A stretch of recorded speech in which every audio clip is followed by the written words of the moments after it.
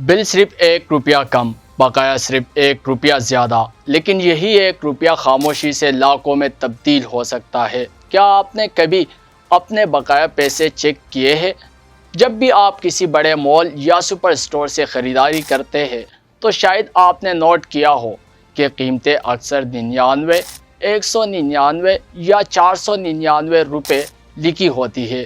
خریداری کے بعد بعض اوقات بل میں 1 یا چند روپے باقی بنتے ہیں، لیکن اکثر صارفین وہ رقم واپس نہیں لیتے یا دکاندار کے پاس کھلے پیسے موجود نہیں ہوتے۔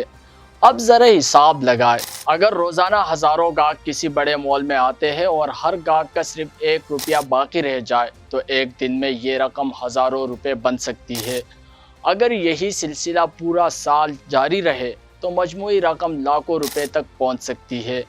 سوال یہ ہے کہ کیا یہ محض سہولت کے لیے اختیار کیا گیا قیمتوں کا نظام ہے یا صارفین کو اپنے بقایا پیسوں پر زیادہ توجہ دینی چاہیے؟